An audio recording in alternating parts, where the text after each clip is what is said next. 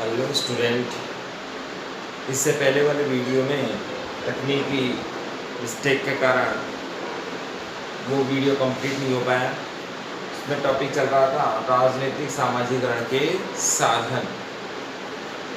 साधनों की बात करें तो मुख्य तरीके से 5 साधन प्रमुख रूप से यहाँ पर हैं। इसमें पहला परिवार से बालक दबाव, अपनापन, जिसे हम सहयोग भी कह सकते हैं, सहयोग, दबाव और भी बहुत सारी रीति रिवाज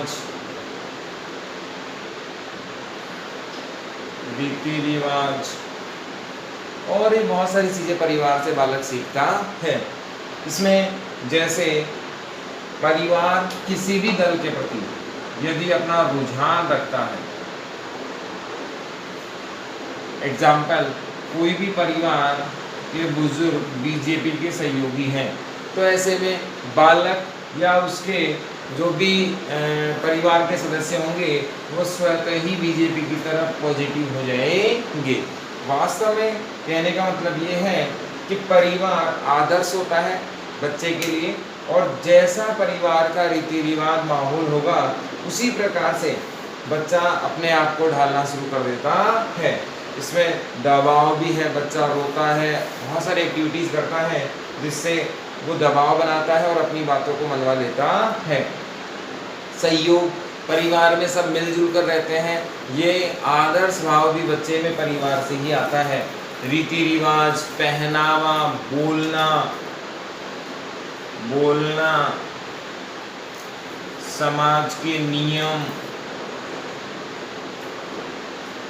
ये सभी बालक को परिवार से ही मिलते हैं।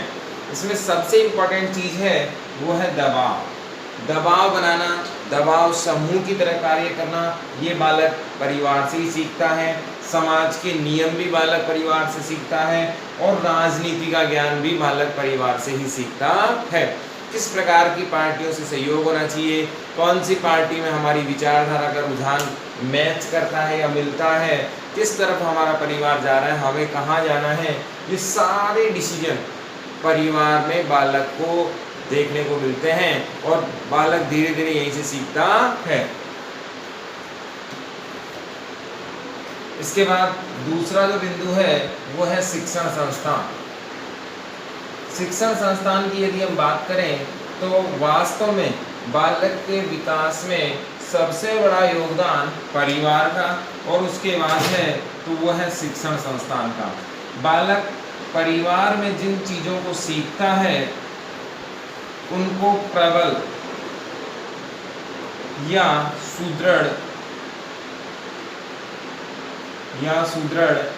विद्यालय या शिक्षण संस्थाओं में जाकर करता है। बच्चे को हल्का फुल्का एक कच्चा चित्र बनाकर अगर कोई देता है तो वो है परिवार, वो इसे एक आदर्श रूप प्रदान करता है और उसके दृष्टि पटल पर उसके दिमाग में उसके ज्ञान को स्थायी बनाने का कार्य यदि कोई करता है तो वो करती है शिक्षण संस्थाएं। शिक्षण संस्थाओं में वो नियम सीखता है, आदर्शवाद सीखता है, समय का पाबंद होता है,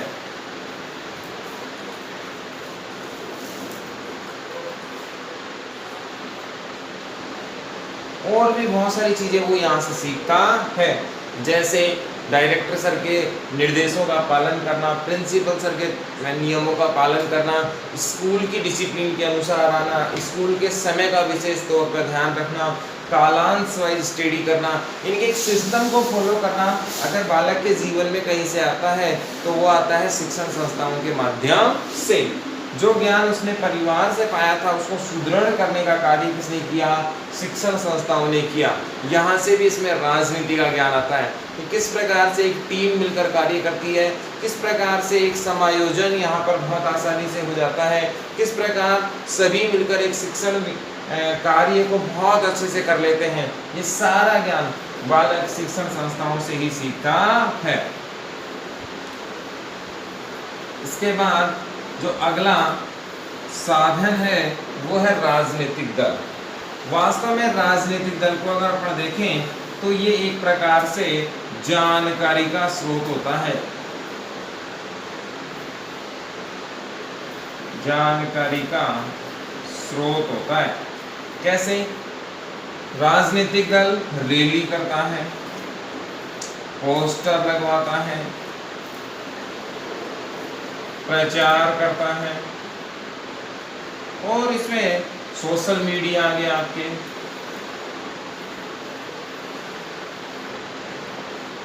सोशल मीडिया आ गया, प्रिंट मीडिया आ गया, और भी बहुत सारे माध्यम हैं आजकल जिससे वो प्रचार करता है।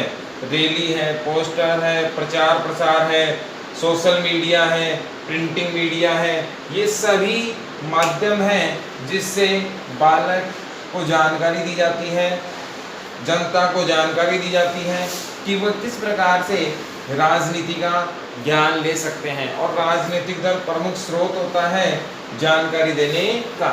वो जनता को विभिन्न प्रकार की जानकारी देता है, जिसमें राजनीतिक दल का क्या उद्देश्य है, राजनीतिक दल की सरकार बनने के बाद वो क्या करने वाले हैं, उनका प्रमुख एजेंडा क्या है, कौन कौन सी कमियों पर वो ध्यान देंगे, और निकट भविष्य में इनके जनता के लिए उनके पास क्या अच्छी योजनाएं हैं, ये सभी कार्य राजनीतिक दल प्रमुख रूप से करते हैं। इसमें सबसे बड़ा अगर अंतर देखें तो राजनीतिक दल और दबाव समूह में वो है, राजनीतिक दल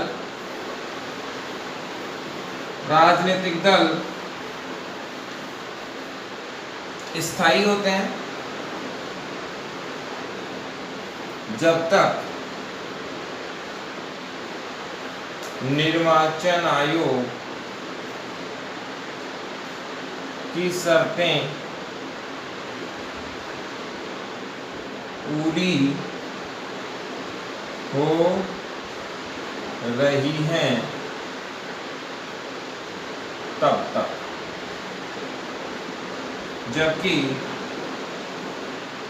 दबाव समूह अस्थायी होते हैं, अस्थायी होते हैं। राजनीतिक दल और दबाव समूह में प्रमुख अंतर। राजनीतिक दल स्थायी रहेंगे जब तक वो निर्वाचन आयोग की शर्तों को पूरा करते हैं। दबाव समूह अस्थायी होते हैं। दबाव समूह का मुख्य एजेंडा क्या होता है? किसी भी कार्य को पूरा करने तक दबाव समूह बना रहता है, और जैसे ही कार्य पूरा होता है दबाव समूह समाप्त हो जाता है। दबाव समूह की लीडरशिप लगातार चेंज होती रहती है। इसकी प्रक्रिया और इसके कार्य की प्रणाली कोई निश्चित नहीं होती, जबकि इसकी दल की कार्य प्रणाली निश्चित होती है, निश्चित रूपरेखा होती है, निश्चित लीडर होते हैं, एजेंडा होता है। दबाव समूह कभी भी जनता के सामने नहीं जाते हैं, दल हमेशा जनता के सामने जाते हैं और जिम्मेवार होते हैं।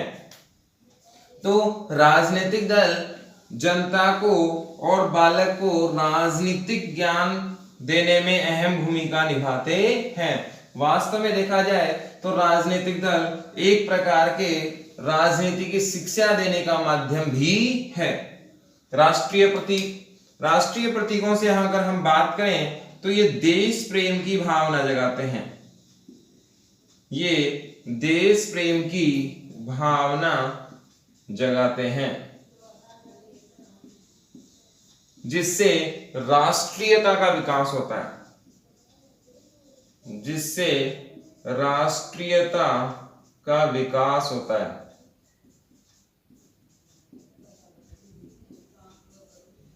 ये राष्ट्रीयता अगर देखा जाए तो राष्ट्रीयता से सीधी राजनीति जुड़ी हुई है, और इससे जैसे संविधान में राष्ट्रीय प्रतीकों का उल्लेख किया गया है, संविधान में बहुत सारी कर्तव्यों का उल्लेख किया गया है, बहुत सारे अधिकारों का उल्लेख किया गया है, और ये बहुत सारी चीजें राष्ट्रीय प्रतीकों से सीधी जुड़ी हुई हैं। साधन है जनसंचार के साधन।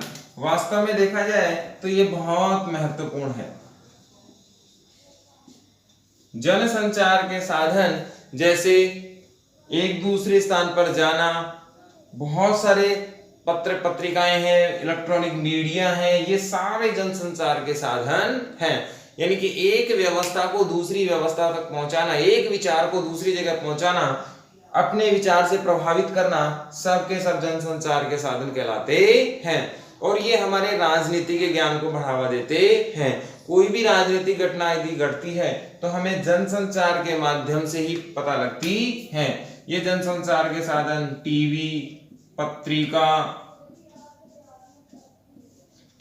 पत्रिका, मैगजीन्स और भी बहुत सारी चीजें हैं। आजकल सबसे ज्यादा इंपॉर्टेंट जो है वो है सोशल मीडिया। ये भी एक प्रमुख साधन बन रहा है जनसंचार का। और हमें किसी भी घटना का सीधा अगर पता लगता है तो सोशल मीडिया के माध्यम से लगता है, न्यूज चैनल्स के माध्यम से, समाचार पत्रों के माध्यम से, मैगजीन्स के माध्यम से। और आजकल बहुत सारे मीटिंग शोज भी चल रहे हैं जिसे डिबेट शो कहते हैं, वहां से भी बहुत सारी घटनाओं का हमें पता लगता है। तो ये सभी हमारे राजनीति के ज्ञान को बढ़ाने का माध्यम है। तो यहाँ पर ये राजनीतिक सामाजिकरण के साधन टॉपिक कंप्लीट।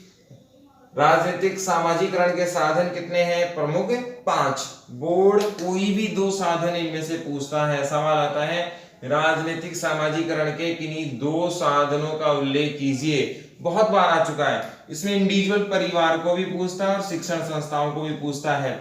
बोर्ड का सीधा सवाल आता है राजनीतिक सामाजिकरण के साधन के रूप में परिवार किस प्रकार से महत्वपूर्ण है।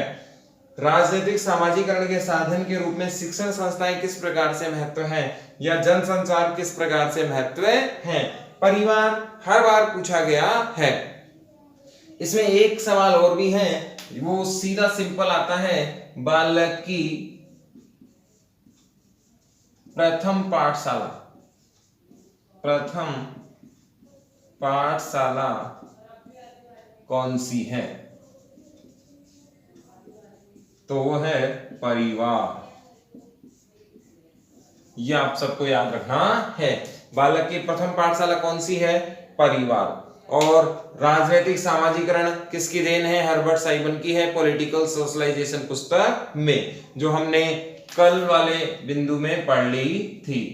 हर्बर्ट साइमन, इन्होंने यह अवधारणा दी है।